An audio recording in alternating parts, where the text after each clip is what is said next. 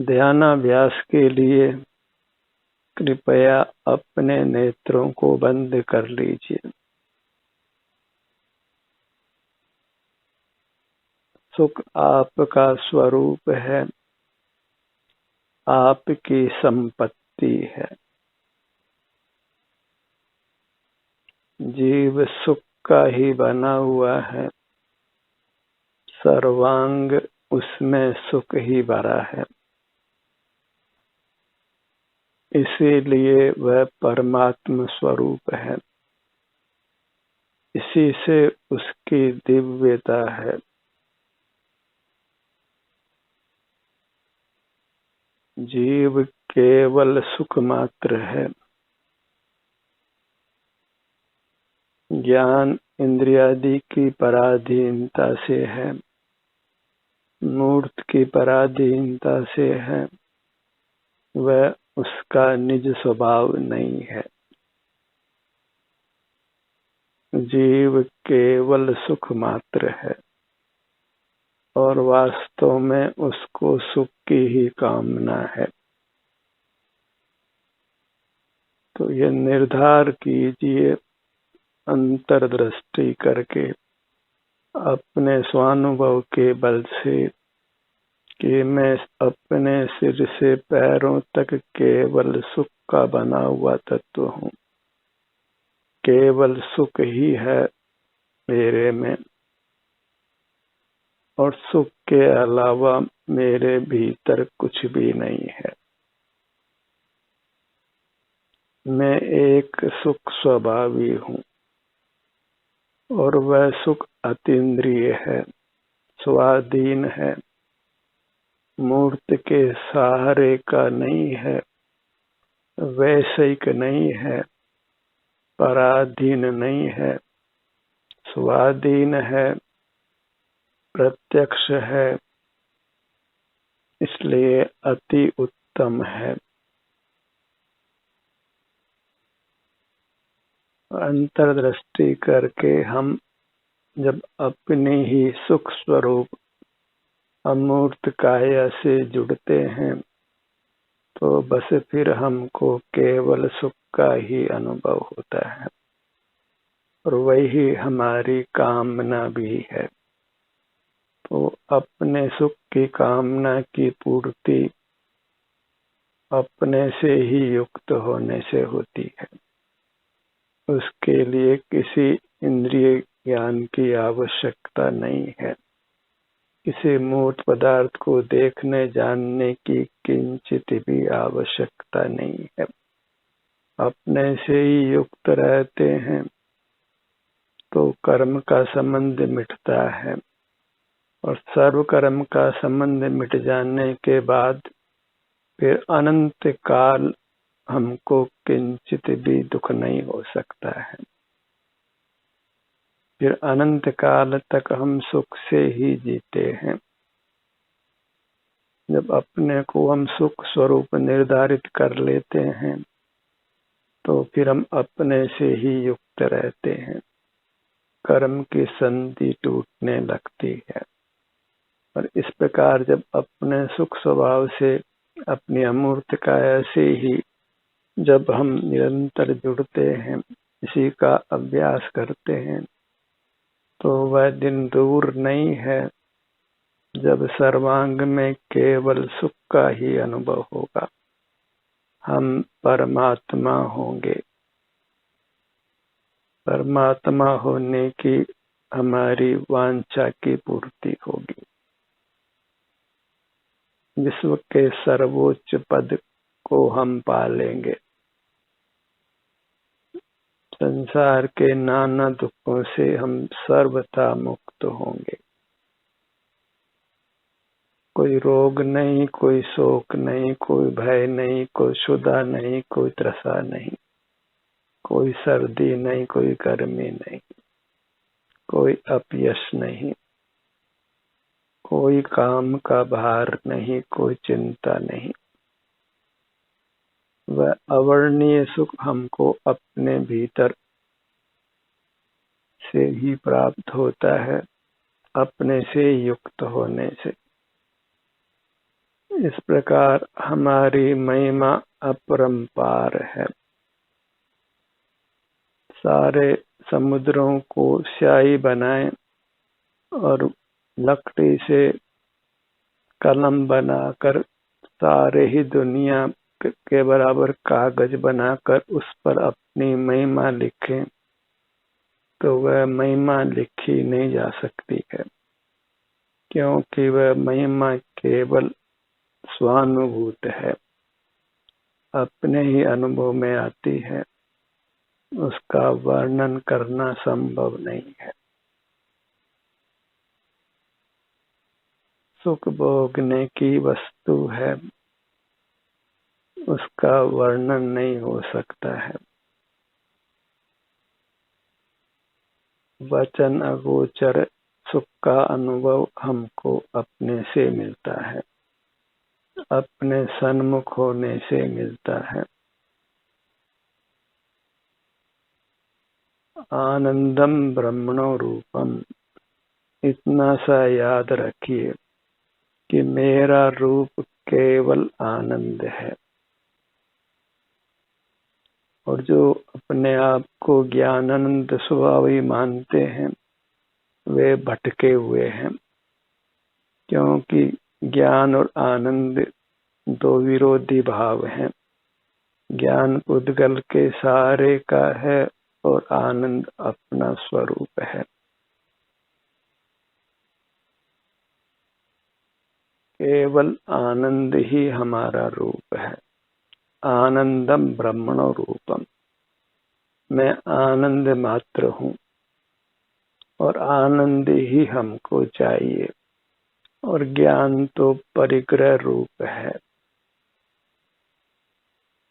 उसका मद ही उत्पन्न होता है, वह बहिर्मुख है, सविकल्प है और पुद्गल के साय से ही होता है, अन्यथा नहीं होता है।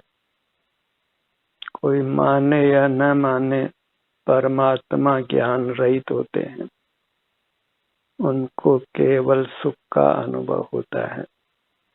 जहाँ बाहर का ज्ञान है वहाँ फिर निरंतर विकल्प और आकुलता है, और भीतर की वस्तु अपना स्वरूप ज्ञान का विषय नहीं है, वह प्रत्यक्ष स्वानुभव रूप है। ज्ञान की परोक्षता है और आनंद की प्रत्यक्षता है, और इसकी परीक्षा अनुभव से ही करिए। क्योंकि जब अपने समीप जाते हैं तो हमें केवल आनंद का वेदन होता है, ज्ञान नहीं होता है।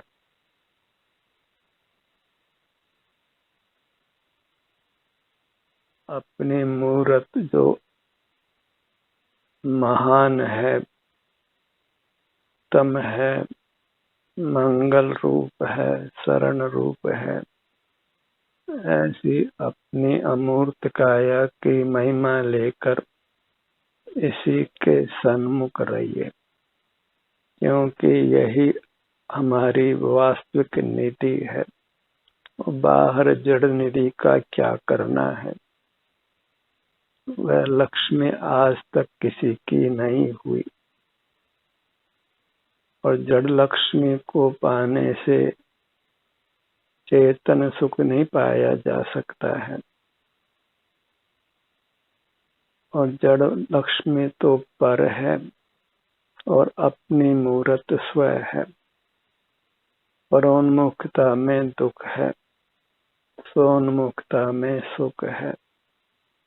एक ही भावना, एक ही प्रार्थना अपने सन्मुख रहने की, अपने को ही पाने की, और अपने को पाना ही सुख को पाना है, परमात्मा होना है। परमात्मा ने स्वयं को ही पाया है। अपने को पाना, अपने को अंतर्दृष्टि कर लक्ष्य में लेना, मानी संपूर्ण आनंद पाना, अविनाशी आनंद पाना, परमात्म पद को पाना, जन्म मरण आदि सर्व दुखों से सर्वथा मुक्त हो जाना। धन्य भाग्य जो अंतर्दृष्टि कर अपने को पा लेते हैं, अपने को केवल सुख रूप मान लेते हैं। मैं एक हूँ, सिर से पांव तक एक हूँ और भाव से केवल एक सुख स्वरूप हूँ। इतना अपने स्वरूप का निर्धार कीजिए। मैं बहुरूप या नहीं हूँ, एक रूप यही हूँ। मैं एक आनंद रूप हूँ। जो भी जीव अपने को एक रूप मान लेते हैं, केवल आनंद रूप, बहुरूप नहीं मानते हैं, वे निर्विकल्प होकर अपने में स्थित रहकर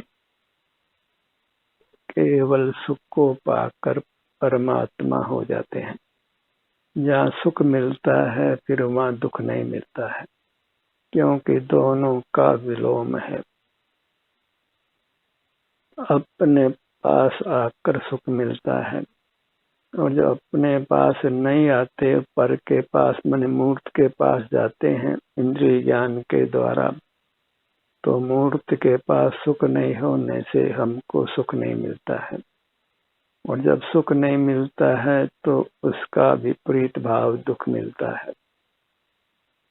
तो दुख का कारण एक ही है कि हमने अपने आप को केवल सुख स्वभावी नहीं माना,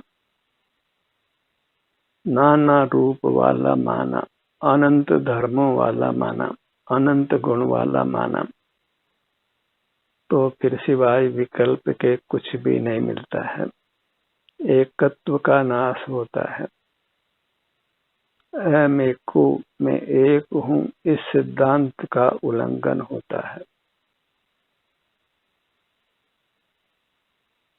हमें सिद्धांत की हत्या नहीं करनी है। सिद्धांत उसको ही कहते हैं जिसका अंत सिद्ध पद की प्राप्ति हो। तो एक ही सिद्धांत है, आनंदम ब्रह्मणो रूपम। इस सिद्धांत को स्वीकार करिए। अपना रूप जो आनंद है उसके सन्मुख होकर आनंद को पाकर सिद्ध परमात्मा हो जाना है। अपनी मूर्त को लक्ष्य में रखिए कि इसको लक्ष्य में लिए बिना हमको किंचित भी चैन नहीं पड़े। अपने में ही बने रहने की निरंतर भावना रहे, अपने में ही स्थित रहें, स्वस्थ रहें, सुखी रहें। कोई भी काम का भार नहीं, कोई भी चिंता नहीं, अपने में ही मगनता हो, अकंपता हो, उत्तम स्वास्थ्य का भोग हो, किंचित भी कोई शारीरिक मानसिक विकार नहीं हो, कोई आकुलता नहीं हो, कोई चिंता नहीं हो। ऐसी अपनी मूर्त है, प्रभु की मूर्त है, जिसको अनुभव में लेने के बाद सर्व इच्छाएं शांत हो जाती हैं। हम इच्छा रहित सुखी हो जाते हैं, मानो भव को ही अभी पार कर लेते हैं। अपनी चिन्ह मुद्रा का लक्ष्य बनाकर रखिए। इस लक्ष्य को छोड़ना नहीं है, क्योंकि अपनी चिन्ह मुद्रा ही संसार सागर को पार करने के लिए एकमात्र जहाज है। दो शरण नहीं है। शरण आपको आप, स्वयं को स्वयं की ही शरण है, और इसी में स्वाधीनता है, स्वाभिमान की रक्षा है। और पर की शरण में जाना तो पामरता है, पराधीनता है, स्वाभिमान का घात है। लोक में भी जो अपने यहाँ ही अपना भोजन पा लेते हैं वे अमरता का अनुभव नहीं करते हैं, और जो भीख मांग कर खाते हैं वे अमरता का ही अनुभव करते हैं, सुख का अनुभव नहीं करते हैं, उच्चता का अनुभव नहीं करते हैं। हम स्वभाव से ही सर्वोच्च हैं। लोक के उच्च आसन पर विराजमान होते हैं। अपने में विराजमान होना ही उच्चासीन होना है, क्योंकि हम एक उच्च पदार्थ हैं, उत्कृष्ट पदार्थ हैं। एक अपनी मूर्त ही उत्तम पदार्थ है, वही ग्रहण करने योग्य है।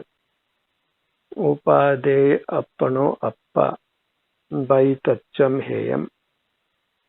अपने अलावा सब पदार्थ ग्राह्य नहीं है पर होने से, इसलिए त्याज्य है। धोबी के घर से दूसरे की चादर आ जाए तो वह ग्राह्य नहीं होती है। अब हम ग्रहण कर लें तो कभी भी उसका मालिक उसको लेने आ सकता है, फिर सिवाय अपमान भोगने के कुछ भी नहीं मिलता है। वो कहेगा कि आपने हमारी चादर कैसे रख ली, आप बेईमान हैं। और अपनी चादर को ग्रहण करने में पूरा स्वाभिमान है। कोई आपसे चादर मांगने नहीं आएगा, आपका अपयश भी नहीं करेगा, आपको नीचा देखना भी नहीं पड़ेगा। तो अपनी मूर्त को ही अंगीकार कर अनंत काल तक सुख से रहिए। फिर कोई टोकने वाला नहीं है, कोई अपयश भी मिलने वाला नहीं है, और कोई पराधीनता भी नहीं है। जिसने भी अपनी मूर्त को अंगीकार किया वह पूर्ण सुखी हो गया, सर्व दुखों से मुक्त हो गया, परमात्मा हो गया, सारे जगत से अप्रभावी हो गया। न फिर कोई दवा दारू खानी है, न कोई बाह्य चिकित्सा की आवश्यकता है, क्योंकि जब अंतर में रहकर कर्म का उदय ही नहीं है तो बाहर का कोई पदार्थ हमें किंचित भी दुख नहीं पहुंचा सकता है। बाहर का पदार्थ दुख में निमित्त तभी ही हो सकता है जब कर्म का उदय हो, और कर्म का उदय भी तभी हो सकता है जब हम सुख को बाहर तलाशते हो, अपने भीतर नहीं तलाशते हो। जब पर का सेवन करते हैं तो फिर निश्चित ही कर्म का उदय होता है, और फिर हम बाह्य पदार्थों से प्रभावित होते हैं, और फिर बाह्य पदार्थों के प्रति ही द्वेष करते हैं। तो उससे फिर हमारा संसार ही बढ़ता है, और बाह्य पदार्थों के संबंध में ही चिंतन करते रहने से, उनको ही इष्टनिष्ट मान लेने से फिर संसार अनंत होता है। एक पदार्थ हितकर है और एक पदार्थ अहितकर है, ऐसे ही विकल्पों में अनंत काल बीत गया और आगे अनंत काल बीत जाएगा। तो निर्णय यही करना है कि अपनी मूर्त हितकर है और सारा जगत अहितकर है। तो फिर सारे जगत से विमुख होकर आप अपनी मूर्त के सन्मुख रहते हैं। सहज ही अंतर्मुक्ता बनती है, सहज ही फिर मोक्ष की प्राप्ति भी होती है, परमानंद की प्राप्ति होती है। आप संपूर्ण सुख को पाते हैं, अविनाशी सुख को पाते हैं और अणु मात्र भी दुख नहीं पाते हैं। बस अपनी मूर्त का संवेदन निरंतर होता रहे, अपने ही उत्तम अतीन्द्रिय आनंद का भोग होता रहे, अपनी दृष्टि अपने पर ही बनी रहे, आपका ही अनुभव होता रहे, अपने प्राप्ति के आकार में अपना अनुभव होता रहे, शांति का अनुभव होता रहे, आनंद की धारा बहती रहे, कोई भी चिंता नहीं हो, कोई भी विषाद नहीं हो, अस्वास्थ्य का अनुभव नहीं हो, उत्तम स्वास्थ्य उत्तम सुख का भोग हो। अपने सन्मुख होते हैं तो फिर अपने ही अमूर्त काया के विभिन्न भागों का संवेदन स्वतः होने लगता है। अंतर में ही तीर्थ यात्रा होती है, क्योंकि आप ही तीर्थ है। मोही जीवों ने बाहर तीर्थों की रचना की है, वह सब मोह का उत्पात है। निर्मोही जीव तो अपने को ही तीर्थ मानते हैं, अपने को ही देव मानते हैं।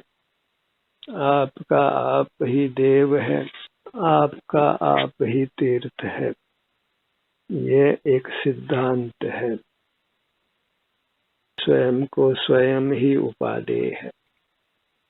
तब पर वस्तु को उपादेय माना जाए तो फिर पर वस्तु का ग्रहण होगा, फिर अपराध ही धर्म का स्वरूप होगा, परग्राहकता ही धर्म होगी।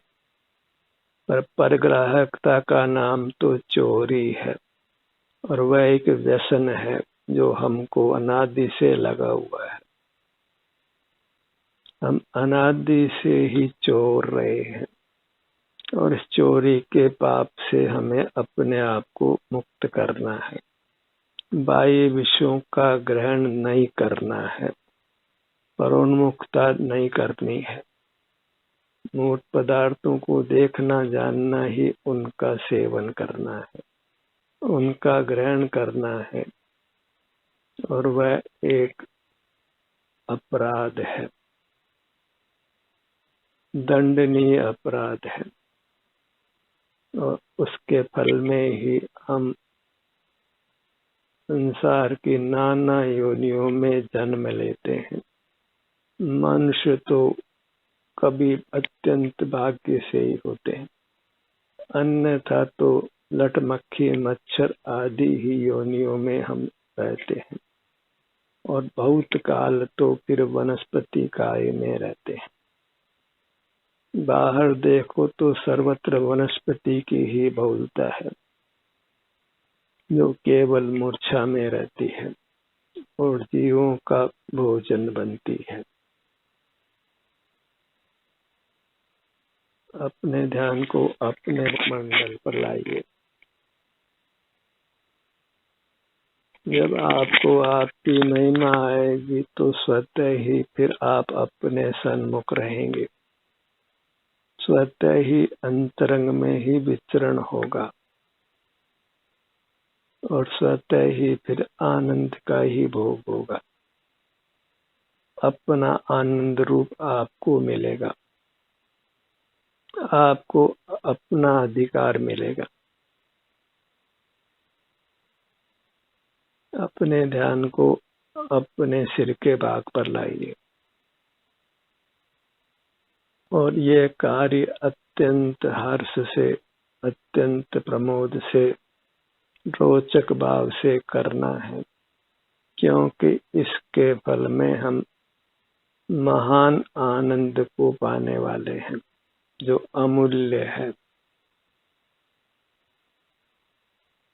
स्वाधीन है, परमात्मा रूप है। अपने अंगों पर ध्यान लाने के समान उत्तम कार्य लोक में दूसरा नहीं है। कहो तो यही एक उत्तम कार्य है, से सब कार्य अनुत्तम है। अपने ध्यान को अपने ललाट भाग पर लाइए। अपने हर भाग को दिव्यता है, देवत्व है, प्रभुत्व है। वह सब एक केवल सुख स्वभाव के कारण है। जितनी महिमा है वह सब केवल अपने सुख स्वभाव के कारण है।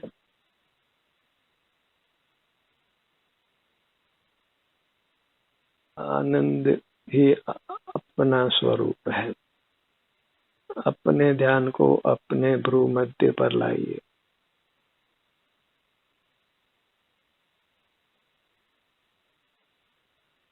जब जीव को अपना विरह भाता नहीं है तो फिर उसको मोक्ष पद मिल जाता है। जब बहिर्मुख रहने पर आकुलता लगती है और अपने सन्मुख होने पर सुख लगता है तो वह जीव बहिर्मुखता छोड़कर अंतर्मुख रहता है और परमात्मा पद को पा लेता है। अपने अंगों के सन्मुख होना वही एक मोक्ष का मार्ग है, जिसमें हमें अपने आप को स्थापित करना है। तो स्थाप निज को मोक्ष पथ में ध्या अनुभव तो उसे। इतनी सी देशना है कि तुम स्वानुभव रूप मोक्ष पथ में अपने आप को स्थापित करो। नेत्र बंद कर अपने ही विस्तार पर अपनी दृष्टि को पसारो। निज में ही विहार करो। अपने ध्यान को अपने दोनों नेत्रों के भाग पर लाइए। होने वाली शांति को पहचानिए, क्योंकि अंतर में आने से होने वाली शांति को प्राय लोग नहीं पहचान पाते हैं, क्योंकि वे अंतर में ठहर ही नहीं पाते हैं। बाहर के विकल्पों से मुक्त ही नहीं हो पाते। बाहर में इतनी इष्टनिष्ठ बुद्धि है कि बाहर से छूट ही नहीं पाते। बाहर के पदार्थ मूर्त भला उनमें सुख दुख नहीं है, वे हमारे साथ बंधन रूप भी नहीं है, तो वे दुख के कारण कैसे हो सकते हैं। हमारे भीतर जो दो प्रकार का बंध है, एक सूक्ष्म मूर्त कर्म का, एक स्थूल मूर्त काया का, उसमें भी प्रधान कारण सूक्ष्म मूर्त कर्म का है। वो नहीं हो तो स्थूल मूर्त काया भी दुख का कारण नहीं हो सकती। और सूक्ष्म मूर्त कर्म का आगमन हमारे बहिर्मुख होने से होता है, और वही बहिर्मुखता का दंड जानो। और अंतर्मुख होकर ही फिर हम उस दंड से मुक्त होते हैं। फिर वह प्रायश्चित होता है और बद्ध मूर्त कर्म हमको हमारे बंधन को छोड़ देता है। जैसे चंदन के वृक्ष पर मयूर आकर बैठता है तो चंदन वृक्ष पर से लिपटे हुए सांप उस चंदन वृक्ष को छोड़ देते हैं। ऐसे ही हमसे लिपटे हुए कर्म जब हम ही अपने में आकर बैठते हैं तो वे हमारे बंधन को छोड़ देते हैं, और कर्म का बंधन मिट जाने पर हमारा सुख स्वभाव प्रकट हो जाता है। हम परमात्मा हो जाते हैं। इसलिए अपने में आकर बैठना है, अपने में स्थित होकर स्वस्थ होना है, अपने में ही उपस्थित रहना है। फिर परमात्मा पद या कहो तो आनंद दूर नहीं है। ज्ञान का सत्र यही समाप्त होता है। आपकी सहभागिता के लिए धन्यवाद।